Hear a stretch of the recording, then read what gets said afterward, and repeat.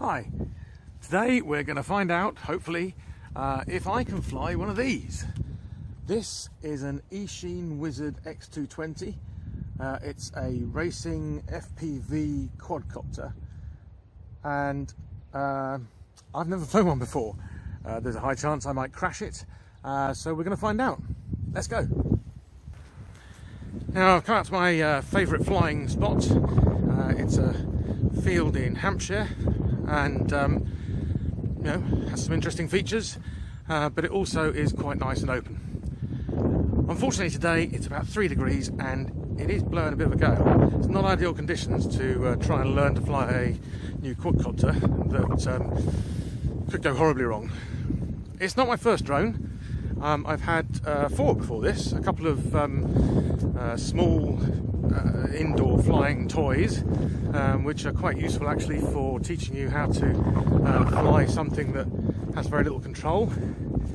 I've also had a couple of DJI camera drones, and whilst they're great for getting cinematic video and photos from places where you really couldn't get a camera to, they're not that much fun to fly just for the sake of flying. So I wanted something that was a bit different, something that was a bit more exciting, and something that I didn't have to necessarily go and find some fantastic vista just to enjoy flying it. But I've never flown one before. It's a whole different ball game. There's very little stabilisation or assistance, and you have to fly by the seat of your pants. So I've no idea really what's going to happen. So here's the setup. It's getting a bit late. The sun has already set, so we're starting to lose the light, so I have to be a bit quick with this. But basically what I've got is this old picnic blanket, because the ground's still rather damp, so I'm trying to keep it off the wet grass. With one of these, you get a view, the first-person view from the camera on board. Normally you'd wear goggles for this, you'd wear a headset, but this is the first time I've used it, so instead I've set up this little screen, which is part of the goggles, so that hopefully I can see what's going on without actually having to take my eyes off the drone. We'll see if that works. Now, I forgot to bring a tripod with me to put my mobile on whilst I film this, so you just have to put up with it sitting on the ground, I'm afraid.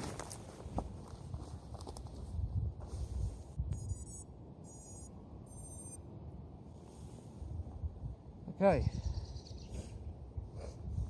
it's on. Let's see what happens. Right, so I've got the drone over there. I've got my GoPro on my head, so that hopefully you can play along with me. Let's get the screen on. Ooh, look at that. So I can see what the drone can see. There we go. Now let's see if I can take off.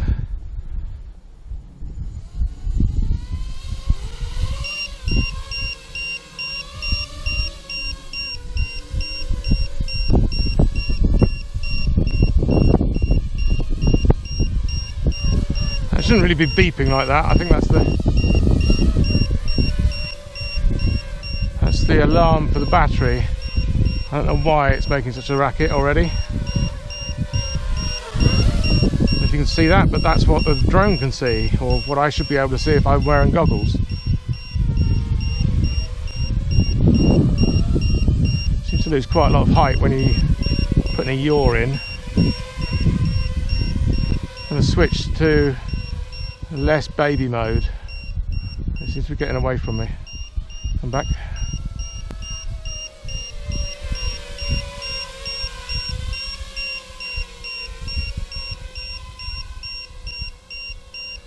That battery alarm doesn't seem to be particularly useful, unfortunately. Okay, I'm about to switch it into horizon mode. Now it's a lot more agile, a lot more nimble. Whoa. It's a hell of a lot more nimble. What was that? I think I moved the stick too far and it did a flip. Possibly. Now, come back over this way, please. At least if I lose it, I'll be able to hear the beeping and find it again. Okay, so it's not too difficult to maintain altitude.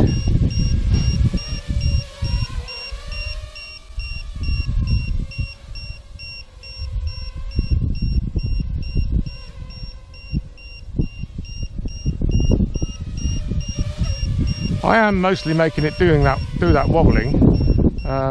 Every so often it blows away a little bit and I have to bring it back, but it's quite stable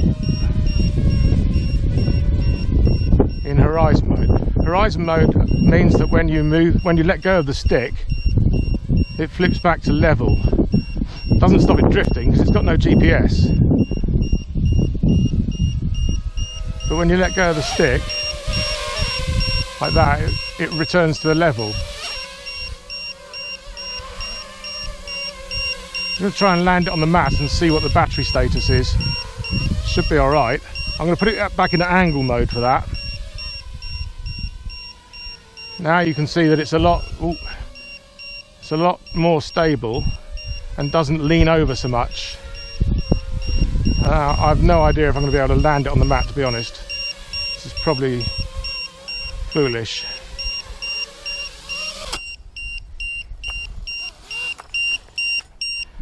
There we go.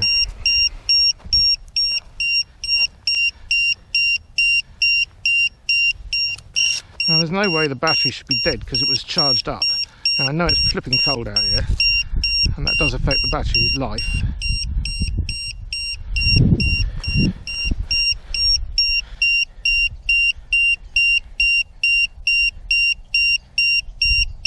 So the alarm should be set at 3.7 and it's well above that.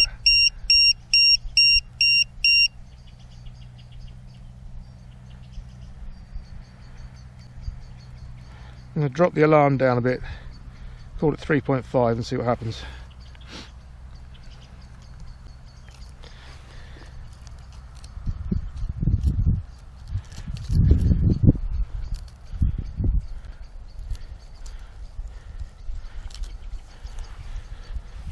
Okay,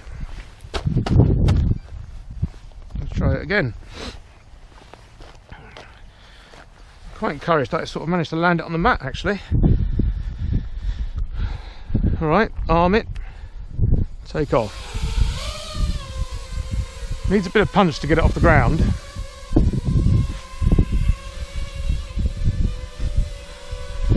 Okay, so I'm in angle mode. I'm going to put it into, oh, blooming beeping again. Put it into horizon mode, which as you can see is quite quick.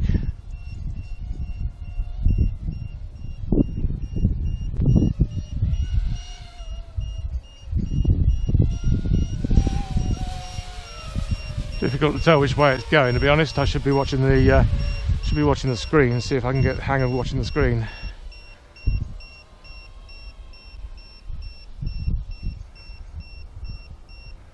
Bit of picture break up there. Got a lot of picture break up there.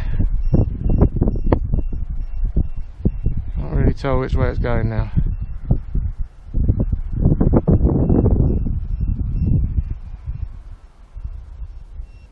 Okay, there's the church. Let's go towards the church. I can't even see it anymore.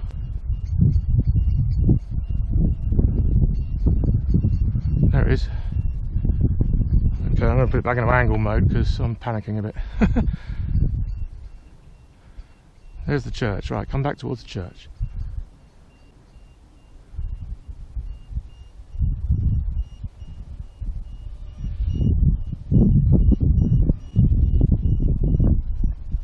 It's getting dangerously low. Oh, there you are. I can see you.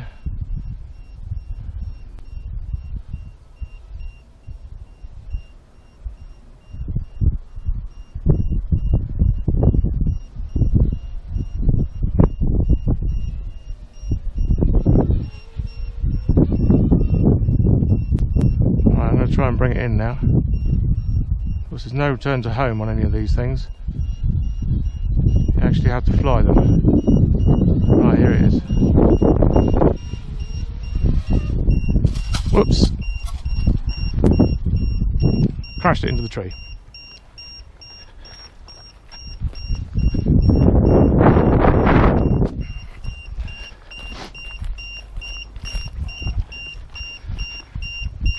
So that didn't go quite as well as I was hoping.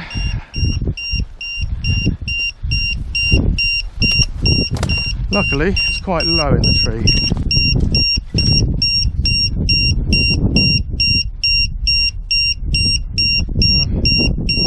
Doesn't look as though I've damaged anything. I'll plug it now. Okay, so didn't go quite as planned, but if a successful flight is one where you get the drone back, then I guess we could call that a success. So what have we learned? We've learned that, first of all, as I realised when I was packing up, if you don't put the little aerial, the antenna, on top of the goggles on the screen, then the video feed doesn't last very long in terms of distance. So I had a lot of picture breakup and it was very difficult to see where the drone was. On the plus side, I'm surprised that it lasted at all in any sort of distance. I could actually kind of see where the church was here. There's this lovely old 11th century church in the middle of the field here, which is one of the reasons why I come flying here, because it's a big open field. I've got plenty of views around.